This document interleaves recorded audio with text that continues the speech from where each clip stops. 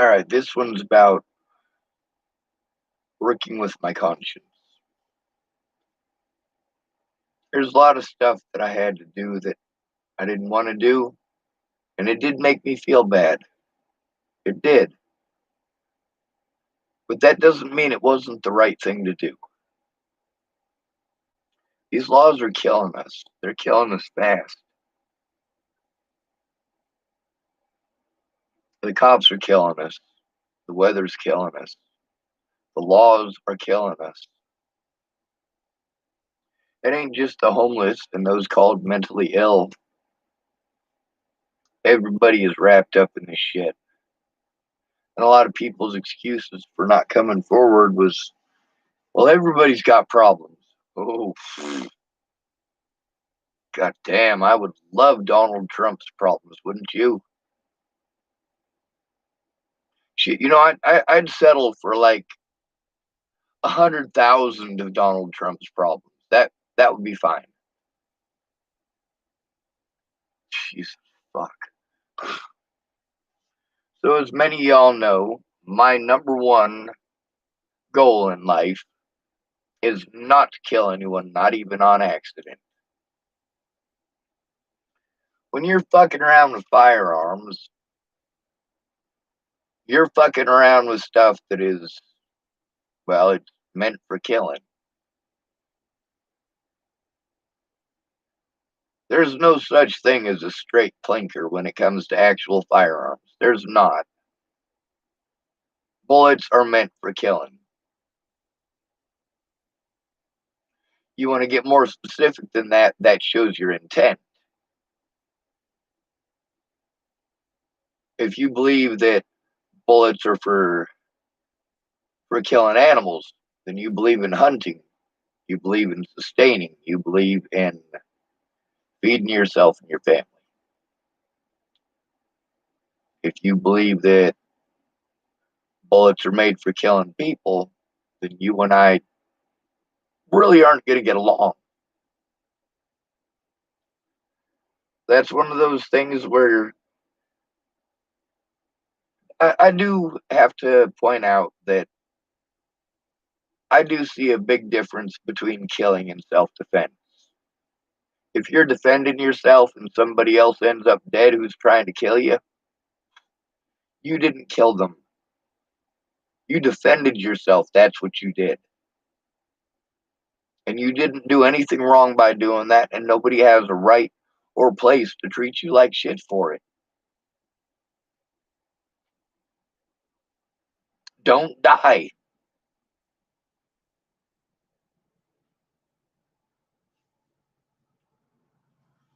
So, one thing that's been really pissing me off is people kind of expected me to do the things that I did for them before. Now, don't get me wrong, I like working on people's mechanical stuff. I do. I like working on my own mechanical stuff, but it's got to be either A, my stuff straight across, like if I don't have a title to a vehicle and you want me to work on it, and yeah, there's only so much I'm going to invest in it before I'm going to go, hey, I'm going to need a title before I put any more money in it.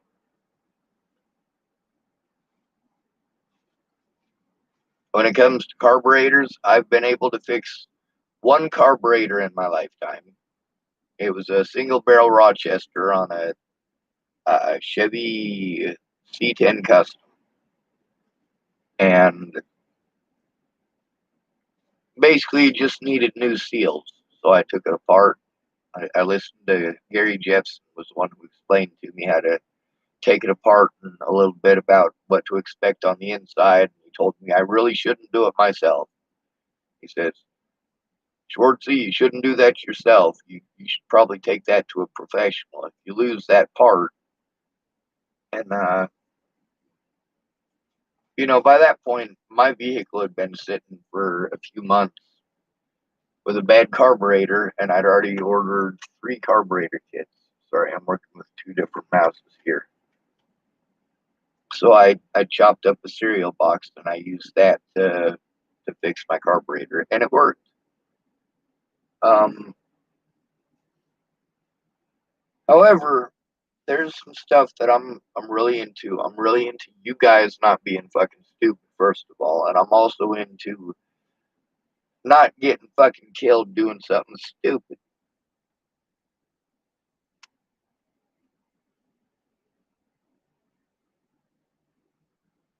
So I've been learning about a lot of airsoft rifles and stuff like that.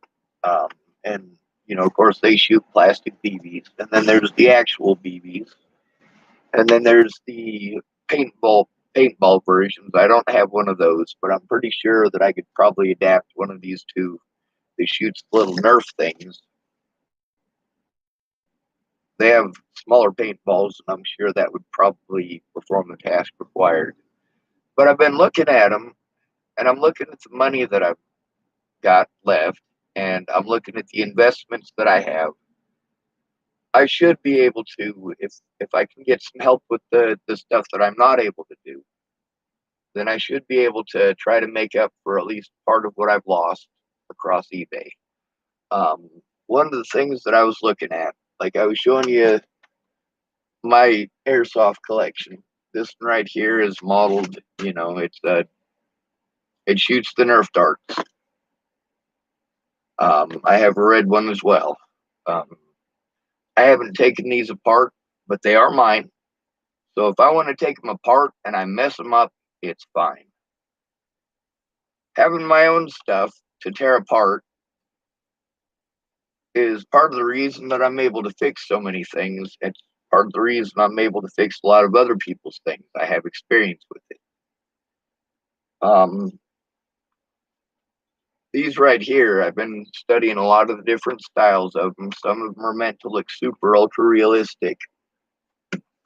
Uh, some of them are not. This right here, it's just like the blue one, and of course, it's got the orange tip on it. This is not an actual firearm, um, but it's got screws on the side all throughout there. It's pretty self-explanatory once you start taking the screws out. I'm sure it's pretty self-explanatory where the screws are, and that those aren't plastic, so it's not like a pretendy feature like most of them. Like the cocking lever on the back, it's just for show. This thing right here comes apart, but the screws that are on it in different places, they're not real. Um, Something like this, if one were to break one and need a replacement, I can just give them mine, exchange it for theirs, and then fix theirs however I want. That way, it's not going to cost me anything to fix it. The reason for that is because I'm good at stuff. I'm good at fixing stuff, and even if they broke this thing in half across the plastic facing, I've still got techniques I can use to fix it. It'd just be so damn ugly that they probably won't want it back when I'm done, and I am fine with ugly. Um, so I've been looking at some of the ultra realistic ones, really, like recently, and trying to use it as a training aid to teach people. Seriously, these things are fucking dangerous. It's not dangerous as in you're gonna, accidentally kill somebody with it, but you might accidentally get shot by the cops. So, that's something to keep in mind. The orange flash hider is important. I have one that was sent, and it doesn't have.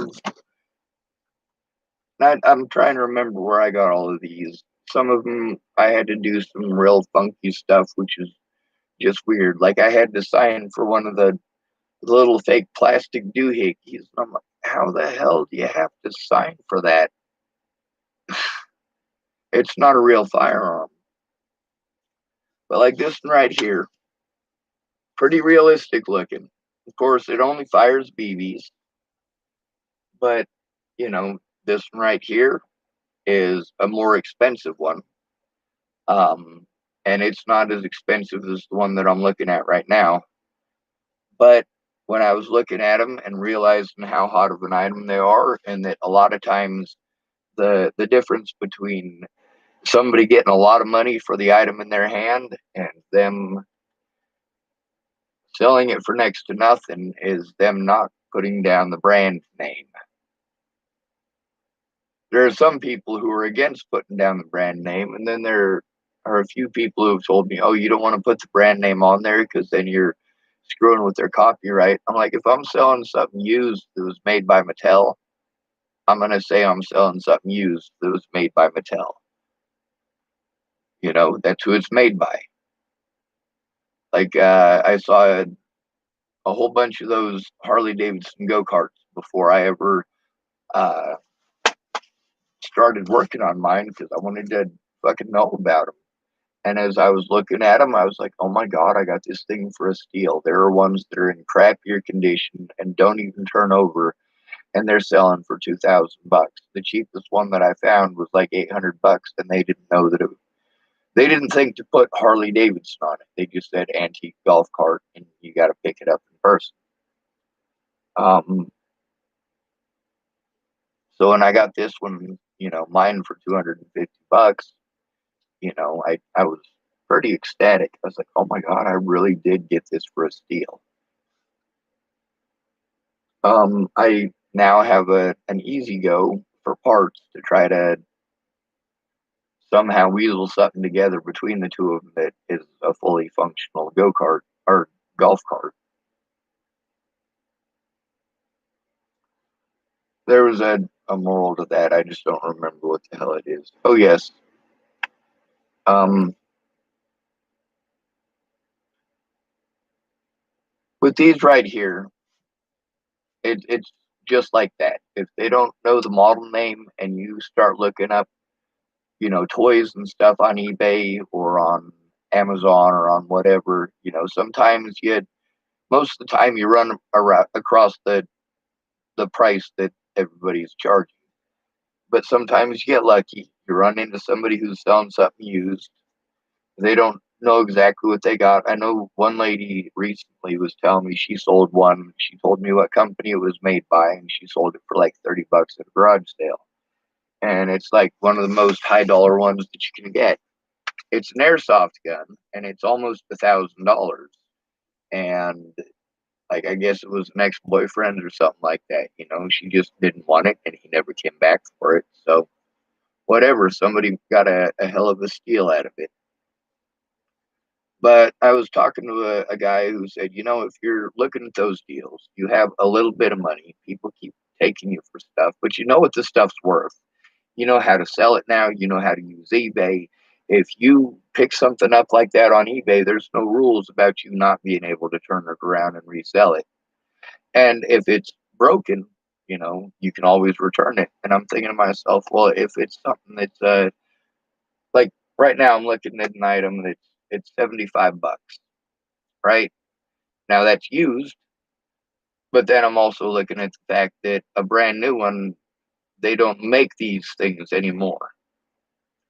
They make a newer version of it, and the newer version of it is not as effective as the older one. So the older version is the one that is sought after. It's also not produced anymore, so the price keeps increasing. With all of these that I have, they all look like they could be, if I was to spray paint them all black, they would all look like the parts would be interchangeable. They're not. None of the parts are interchangeable. The two of them that I have that are the same exact company, same exact model, those ones have parts that are interchangeable. But like with this one right here, it's very functional looking, and it's got all of the markings on it, so it's not you know mistaken when somebody's up close looking at it. But what I want you to think to yourself is, are you gonna take that chance? Are you gonna get up close enough to actually look at it?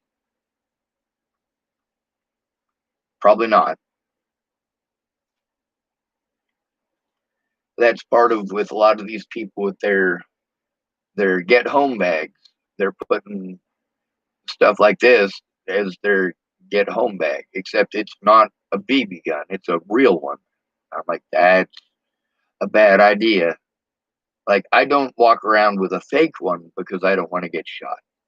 So walking around with a real one would probably be extremely fucking stupid. And then there's the ones who have their bags for up in the mountains or wherever it is that they plan on bugging out to. Um, but if you take a look at this one, these two they're not even the same size. This one right here is about 10 times as heavy as this one right here. This is the littler of the two.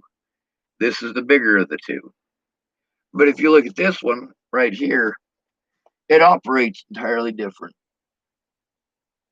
And I'll show you what I mean. Now, I opened that one up and showed you the CO2 containers inside of it. They're actually in the magazine, and that adds to a lot of the weight, but also it's supposed to be training. Like a lot of military personnel will have airsoft wars. They'll go practice off, on their off duty time. A lot of these guys are pretty gung ho, and a lot of them, this is until they've been to war, it's a fun and game scenario for them. So they like to get this stuff and play Weekend Warrior until they can actually join a real war.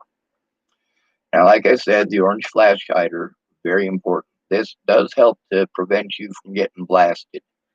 I don't mean blasted as in any sort of druggy term. I mean blasted as in somebody shooting you, like the cops or a neighbor that might think that you're mentally unhinged and you're going to try to go postal. I shouldn't have said that. Sorry, Jenny. I didn't mean that. I know you guys that work there are trying to take that back. Going postal is a good thing. Not as in what we commonly think of. Like, there's a lady who works at the post office here named Jenny. And, when I went to high school with her, and she's known, forever and a fucking day that, yeah, everybody just assumed that I was going to be the next fucking Unabomber or fucking school shooter or whatever. And, like, no. But I was in there talking to her about it, and I said, it's all these fucking people treat me like shit. They're victimizing me because they assume that I might be the next fucking person to go postal. And basically, what they're trying to do is push me to go postal so that they can say, "See, look, you went postal. I told you so." But she stopped me before I could say that whole mouthful. Thank goodness, probably. And she said to me, "Well, we're taking that back." I said, "What do you mean you're taking that back?" She said, "Well, we're taking that back. Going postal is a good thing. We're helping people." And she had this whole thing that she explained to me about, you don't have to use it in a connotation like that. There are positive things that you could attach that to instead. Um, One thing that all of these have in common, I really like the old Vietnam style stocks. Those are like the coolest thing to me. Not because they came from Vietnam, but because it looks like an actual rifle stock. These things look like, well, they look like somebody had too much fucking time on their hands, is what it looks like to me. I mean, there's gussets where there doesn't need to be gussets. There's friggin' extruded portions where it doesn't need to be extruded. I mean, this whole thing had been made with a length of pipe and a flat piece of steel and about 10 seconds worth of fucking welding. Of course, we got to make things nice and pretty nowadays, don't we? But the butt stocks are all fully adjustable. And of course, since the thing is not an actual firearm, it doesn't present an issue. However, unlike that one that I have that one weighs more than a real rifle. That one weighs probably about 10 pounds fully loaded. And it's, of course, loaded. This is a speed loader. It loads BBs. That's one at the top. And it loads about, I don't know, 5 or 10 at a time.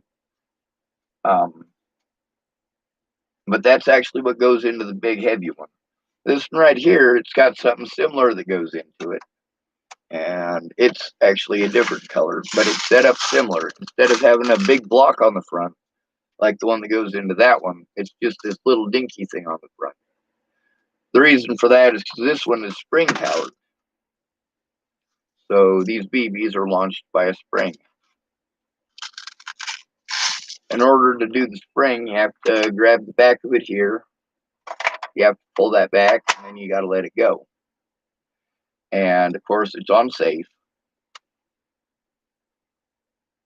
But this one's the cheap one. It's like, I want to say it was like 17 bucks or 22 bucks. It was fucking ungodly cheap. And they have some that look similar to this that are just toys with lights and sound for like 10 bucks. So herein lies the problem that I have. The orange flash hider is not flashy enough. There are too many angles that people can't see the orange tip from. It is a pretty small tip. The bright orange, as soon as somebody sees it, yeah, it's gonna friggin' they're gonna notice that it's bright orange. But they might not notice that it's bright orange until they've plugged you 7 times in the back because your body is obscuring the orange fucking tip.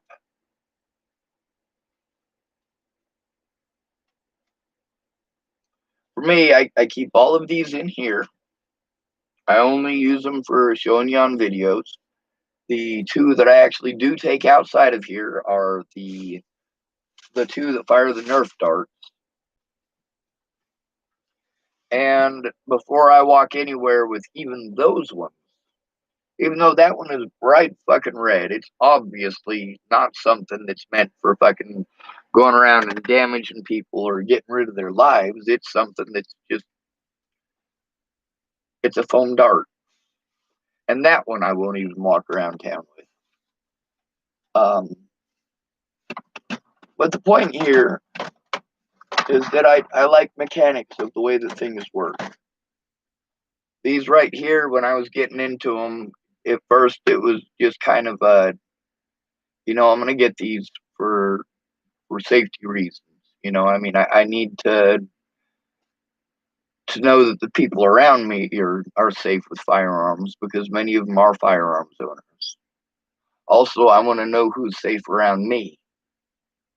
If people are too afraid of being treated like they're not an adult because they shoot airsoft or Nerf darts instead of real bullets, well, I don't want to shoot real bullets.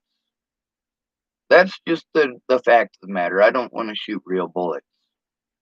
I do like to fix things. And I have also noticed that there are things that I notice that are for sale in lots of different places that really, out of all the people that I know, I'm the person who knows the most about this shit. Now, there are people all over the world who know more than I do at all of these things that I have an interest in. And there are people all over the world who are autistic, who are interested in this stuff, and their interest and specialization in it has gone back for years, whereas I didn't get into this until, what was it, like 2 months ago? And a lot of that was, people were showing me their guns. Especially if I'd tell them, "Hey, I'm not allowed to own a gun." They're like, "Oh, dude, you got to see this. You got to see this. You got to see this." And the way that they're fucking handling it, I'm like, one dude, he's telling me that he's safe, and I should trust him that everything is unloaded because in his entire life he's never shot anybody. And I'm like, "Well, you're fucking lucky, dude. You're swinging that thing around like a fucking 9-year-old with a shotgun." And how would I know what a 9-year-old like with a shotgun swings it around like? Well, because I was that 9-year-old. That was up in Washington State. My dad's a felon. He's not allowed to own or possess firearms. But the lady that he eventually married, Diane, she had a daughter whose name was Dana. And Dana had a husband named Randy. And Randy liked shooting. Randy was a Second Amendment guy from fucking day one. And he took us all out shooting. and I grew up in the system. Every gun I ever saw was on a movie while I'm on home leave. I thought that my stepdad had a gun. We found his bullets, we didn't find his gun. And I knew that my other stepdad before him, my little brother Michael's dad, me and my older brother knew that he had a gun. After the beating that he gave my mom when me and Eric were looking for that, mind you, I want to say I was 5 and he was 6. We were going to get rid of Larry for mom, and that's because that's what the neighbor told us that we should do. Well, we didn't do it. Obviously, we didn't find the thing.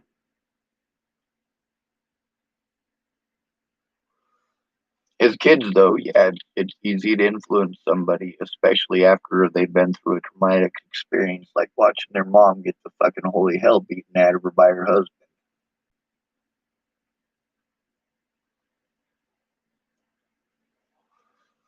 So I think what I'm gonna do is I'm gonna work on BB guns and airsoft guns and Nerf guns.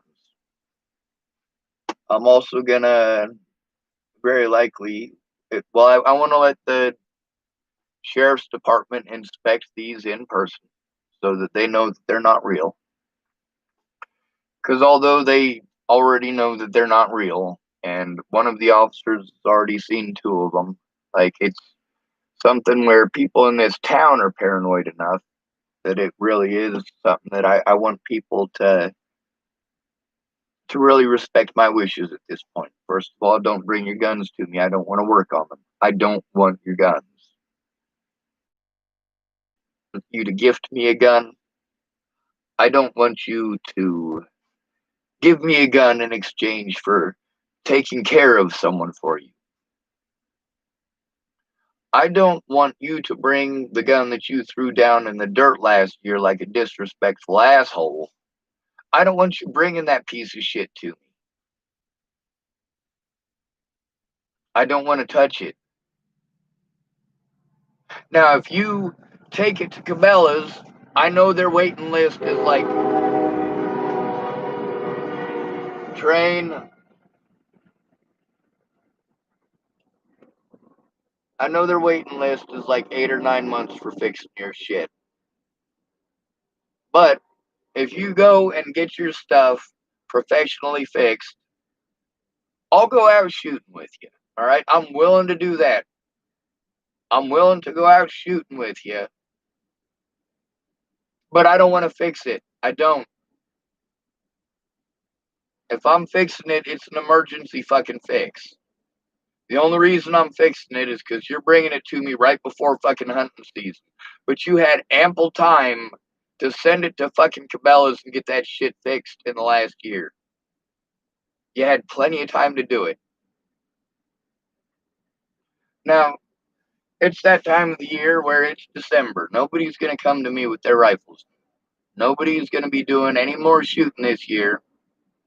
So this video is pretty much useless as far as that explanation goes. Next year, I will hopefully be able to find this video, and everybody who asks me, I'll just look them up on fucking Facebook if they haven't blocked me, and I'll post this video for them. Yes, 2 of the people who had me work on their firearms have me blocked on Facebook, and I don't remember saying anything to them. But small town politics. If some of these snoopers on my page go, oh, well, he's friends with, well, if it's a mutual friend, there might be some situations there that they don't want to deal with.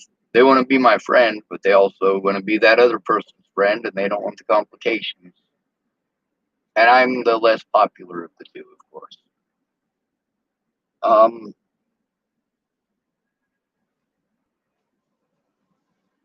I have about 2,500 left of the disability money. The people who were supposed to help me, I just was able to get in contact with Daniel again today after months and months and months and months and months.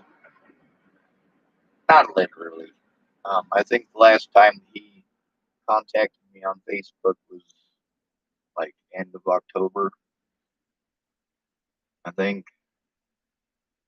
Might have been a couple days before my birthday. I'm not for certain. But one of the reasons that I have picked such a project, not just the rifle ones either. I'll fix the pistol ones.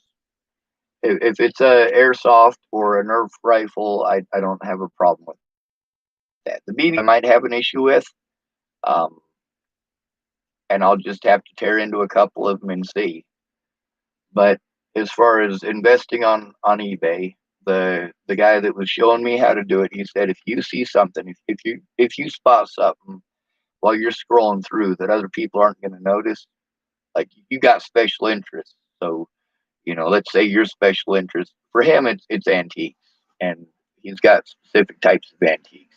For his brother, it's war memorabilia and things like that. He can look at the war memorabilia and he can tell you, well, that right there is, if it was in good condition and it was a year earlier, it'd be worth 8 grand. But it's a year later and it's not in that great condition. It's worth about $200. He's one of them kind of guys. Um, for me, I've spotted so many of these things because there's a lot of people who are really into it. But when somebody doesn't put the name, these guys who are really into it are specifically putting the name in of the specific model and design that they're after. When they're looking for that and the person has it listed for next to nothing because they don't know what it's worth, and when you're looking at a box that's got a bunch of stuff all over it and you just want to get rid of the thing because it's taking up space, or because you're afraid that the kids will find it and take it outside and do something stupid like get shot by the cops, you get something that's worth 600 plus dollars. Now, I'm gonna get on there tomorrow and hopefully I'll be the only bidder and I'll get it for $75. And the thing is that I looked it up when all this first started happening. I looked up how much it was going for, and it was going for a little over 500. Now it's over 600. I'm fairly certain that that trend is only going to go up because this one is. It just so happens to be a very, very, very good quality model. It's meant to look like the real thing. It's meant to recoil like the real thing. It's supposed to quasi sound like the real thing. If you guys listen to the last video that I posted up, it's like an hour and 20 something minutes long. If you go to, I think it's like an hour and 5 minutes, then you can actually hear this one firing. I fire a 50 or a 25 BB friggin' thing. Oh, and yeah, I said that I showed this to y'all, but the fact is that some of y'all might be new viewers, or some of y'all might be paranoid. So I'm going to show you the inside of this. If I can get it off of there. There I go. It's 2 CO2 cartridges. Um, they're from, I'll show you what they look like outside of there. This one's used. It looks like this. That's what it's run off of. It contains a compressed CO2, and then you poke a hole in the end of it, and the CO2 comes out. Well, then there's basically, it's kind of like a drain cock. Its purpose is to regulate the flow of this. So only a little bit of it is allowed out at a time. Whereas as soon as you disconnect it, you lose the whole charge. It doesn't recap itself once you pull it out. But yeah, it's supposed to look like a real magazine. I mean, on this side, it looks like a real magazine, except for this part. But that part is up inside of it, so you don't see that part. Now, these guys are going for realism, especially the military personnel who train with these. They are going for realism because they don't want something with a bright orange flash hider that's going to give away their position immediately. That automatically makes their scenario unrealistic. They want to go for as much realism as possible. Combat training, the thing that the Gaul said about the Romans is that the Roman drill, it was basically a battle without blood. It was a bloodless battle, and then their battle was a bloody drill. Um, that was to say that the Romans trained very hard in their off time. They trained with things that were heavier than the originals. Their Gladius Hispaniensis is the sword that they use. Um, and there's different variations of it. But when they had their practice sword, it was twice as heavy as the original. It just wasn't made of metal, it was made of wood. The shield that they used in practice was also twice as heavy as the one that they would be carrying into battle.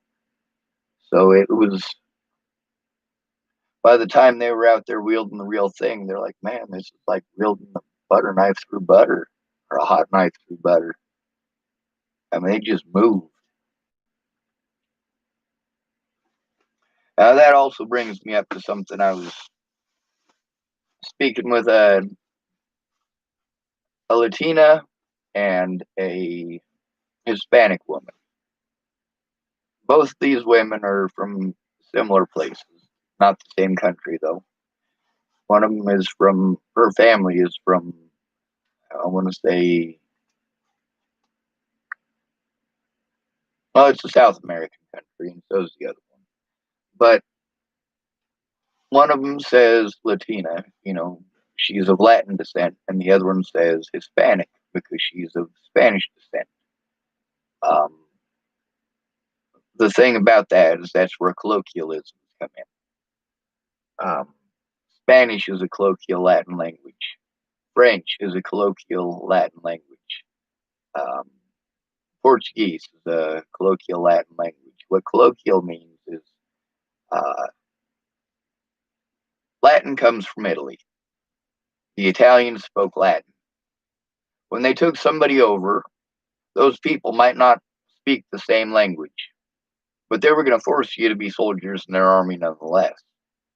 You were either an auxiliary or you joined the actual legions and served 25 years. If you served 25 years in a Roman legion after the marriage reforms, then any children that you had,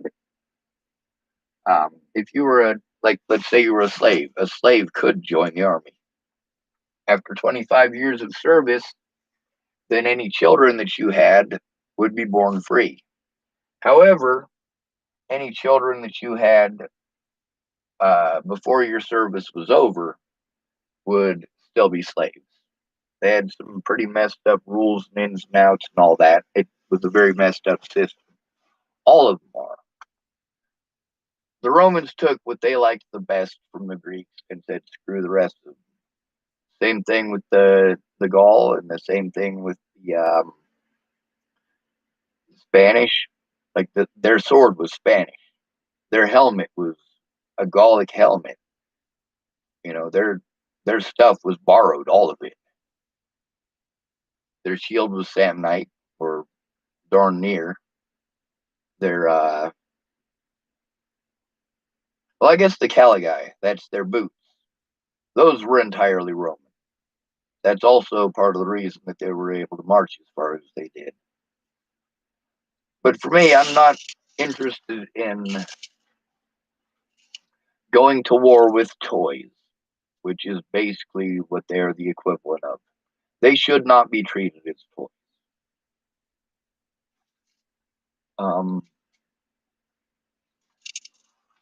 People pay high dollars for these things. If I have the ability to fix them, and I do, I've got the ability to look shit up on the internet, same as anyone else. And I've also got a lot of mechanical knowledge. Now that's something that really does come in handy. The time that I spent learning about actual firearms, the time that I spent learning about tanks and tank treads, the time that I spent learning about the Kettenkrad, the Volkswagen. A lot of this stuff I was able to just kind of sort of learn what's on the internet, but a lot of it I had experience beforehand with hands-on. If I got hands-on experience, that just trumps everything. I've got experience with pneumatics. I've got experience with reseating valves.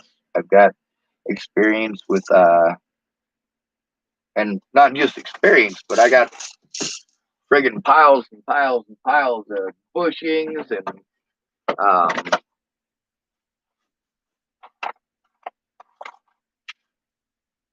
got a bunch of stuff like this,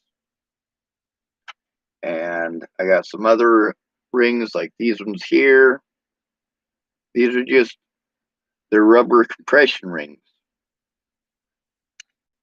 With a lot of stuff like that, the compression rings are extremely important. They're soft. They move. They have a little bit of give to them. They're the first thing that's going to go. So somebody might buy something and take it out for the first time, and it's a little overpressured.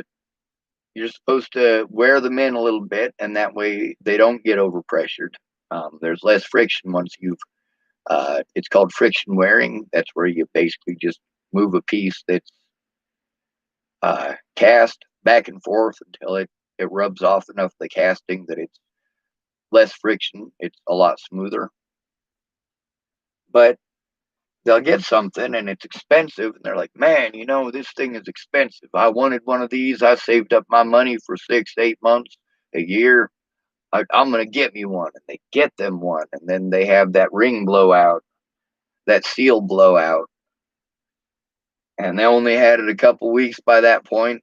Sometimes it's their first time going out using it.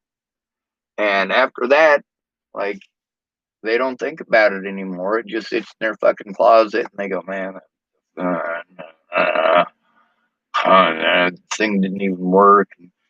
They didn't bother to send it back in. They didn't bother to do any of that stuff. So it just sits there. Now, there's somebody who wants that thing. There's somebody who's willing to pay damn near what he paid for it. And now there's somebody who's willing to pay more than he paid for it brand new. Yes, people are paying for some of these models. They're paying more money for these things than they were brand new because they're discontinued and they're just that badass. And I got like basically the top of the line one, and I'm like, all right, well, this one it's top of the line as far as performance goes, but it's not top of the line as far as the realism goes. People want these things to have recoil like the real thing. They want it to sound like the real thing. They want it to, basically perform like the real thing. The more realistic, the better. And a lot of those really, really high dollar ones, like that one that's like $1,200 or something that I was telling you about.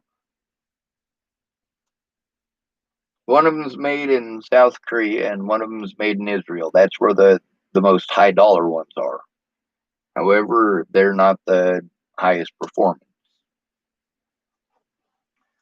Now, if I can get this thing tomorrow, I'll take it as an omen. A lot of people keep telling me this omen thing. Oh, I woke up this morning and there was an omen. I'm like, all right, what was your omen? But if I get this thing for $75, then I will take that as an omen that I should try to resell it, take my original $100 investment back out of that son of a bitch, because I'm going to consider it a $100 investment with shipping and handling. And everything on top of that, I will use exclusively for buying and selling shit on eBay. That way I'm not digging into my monthly funds. That way I'm not digging any further into that $2,500 because I got to get a place with that. I got to try to get a safe place with that. I got to try to get insurance with that for my truck, and I got to get that truck running. So as far as expecting the government to take care of me, they're not gonna. They don't give a shit. They're giving me the bare minimum that they have to say that they did something. And I can't even call it a gift. I have fucking spent my entire life in this country, busting my ass for this country and for people in it. Yeah, I'm pretty sure I'm pretty sure I don't want to be stuck under their thumb with all their rules. If I own more than $2,000 worth of anything at all, then I'm magically not disabled. I don't understand that. I don't see how they can do that. Like, I don't use a walker. I really do use a cane, but I try not to. I walk just fine. I only need it for getting up and down stairs and up and down off the curb. And if there's a curb there, I can walk around to the driveway. There's going to be a driveway. It's Chapel, Nebraska. But if I needed a wheelchair, say, right, and I couldn't push myself, so I would have to get one of those electronic ones. Well, let's say that electronic one is $2,600. Well, then I own more than $2,000 worth of anything. If they look at this computer and that computer, they'll go, "Oh, well, that's probably over $2,000." Nope, they're devalued. They're used. They're automatically devalued. And then there's the drill press here. Well, they might add on a few more dollars for that. They might say that's worth $300. No, it was only $150 brand new. I bought it for $110. But I mean, that's just 3 items.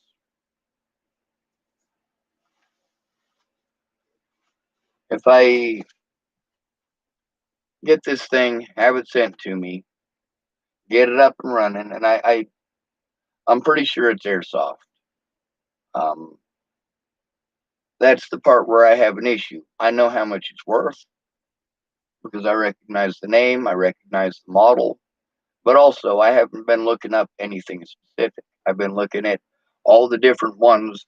My whole goal here is, the ones that look like the real thing, whether they shoot water, BBs, or maybe they just have electronic lights and sounds, or it might just be one of the clicker ones that we used to get back in the 1980s. You pull the trigger on it, and the little piece of plastic goes around a few times and hits the other piece of plastic, and it goes. Drrrr. But if it's a BB one, I'm a little bit scared of it. If it shoots the little metal BBs, if it shoots the airsoft type, I got it covered. Everything is fine and dandy, and I'll probably be shipping it out to somebody in about a week or two for between $600 and $800.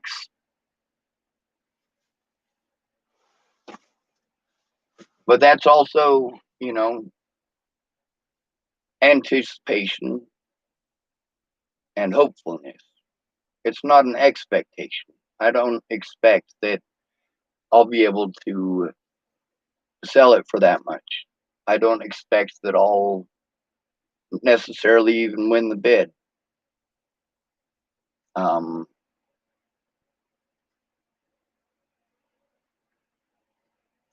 there's still a lot that I have to learn before I put up any high dollar items like that anyway. For the most part, I'm probably gonna try to sell a few more of the M1 Garand grenade launcher rifle sights. It's just the sights. It's not like I'm selling bullets or something crazy like that. And I mean, shit, I got over 450 of them, so I got plenty.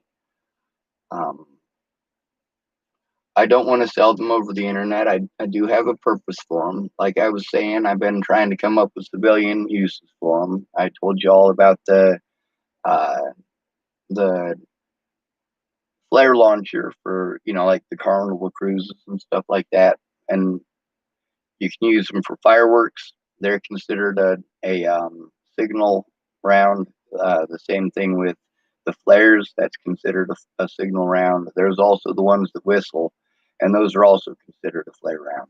Although the whistles, it weirds me out that they don't just use a whistle. That legit's what weirded me out about that. A flare launcher doesn't launch them very far. I mean, we're talking about maybe 100 yards. These things do not, they don't cast it out there, you know? Anyway, it was another sleepless night. I was going to try to get my sleep schedule going together. I did work on it a lot, and I tried to stay up super late during the day as much as I could because that's how I have to reset the hours.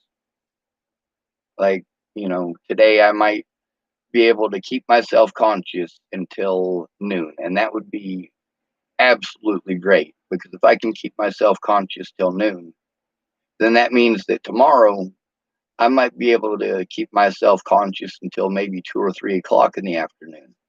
If I can keep myself conscious until 2 or 3 o'clock in the afternoon tomorrow, then the day after tomorrow, I can go to bed at around 6 o'clock. Hopefully, by Wednesday or Thursday, I have myself back to sleeping at night and being awake during the day. But it also only takes one severe panic attack for me to have to start that all over again. Some of the things that help me to not get into that frame of mind is fixing things. I mean, I'm surrounded by all sorts of shit I've been fixing. Those aren't broke, so I haven't fixed them. Um, I just don't see any purpose in fixing something that isn't broke. I guess the best way to put that. But the tools that I have in here and the stuff that I've been working on and fixing, I've been bouncing back and forth between my other projects. A lot of people say, well, you need to just pick one project and stick with it. I'm not going to do that if it's a hurry up and wait situation. Where my vehicle is, I bought it from a guy. It's still on his property or his grandpa's property. So I got to wait for them to be there to go work on it. I got to let them know that I'm there. And now it's got to sit for an extra week or two because I got to go down to the auto parts store. Um, and I got to order what's it called, like a pivot arm. Is that right? It's the, it's an armature bar. It's for, it attaches to a bike cable type thing, and it's for the manual choke. The carburetor that is on it has a manual choke, which is what was originally on the truck. But the carburetor that I took off of it had a electronic choke. Now, thank goodness for me, although I do have some experience with carburetors, um, I'm thankful for Shane Freeman down at the fucking parts store. He knew what I needed. He was able to explain things to me so I could understand them. He's also as baffled by the weird stuff that I'm having to deal with it as I am. But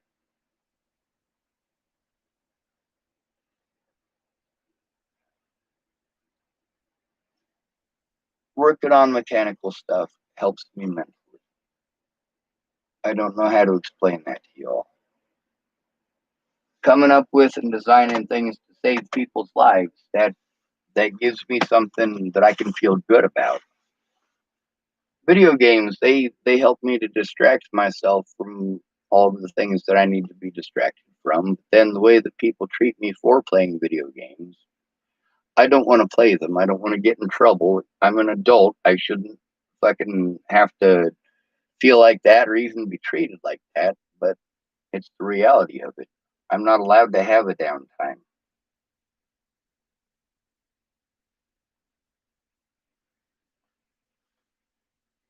I need a place of my own, or I need somebody who understands and does love me enough to help me how I need. Without that, it's just victimization. Now, if I work on a project, it does help me to stay up longer. I get motivated. Even though I'm really super tired, I'm motivated because I want to see the end product. I'm pretty motivated that way. When it comes to learning stuff, if I'm in the right conditions and I can immerse myself, I'll learn faster than anyone else. If I'm stuck running around like a chicken with my head cut off, trying to make everybody happy in the hopes that they'll help me the way that I need, that's the thing, is that I jump through these hoops. I jumped through these people's hoops because I needed their help. That's the thing. When you're called mentally ill, you need someone else to speak for you. You need someone else there to fight for your rights. Someone there present to at least bear witness. And there were a lot of people who bore witness. Many of the conversations between myself and them are actually on this YouTube channel.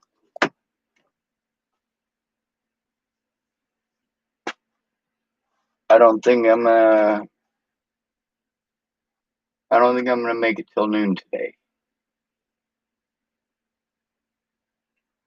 Of course, very end of almost every video where I say I'm going to bed, I fucking lay there for 30 minutes and go, fuck. And then I get up and make another video.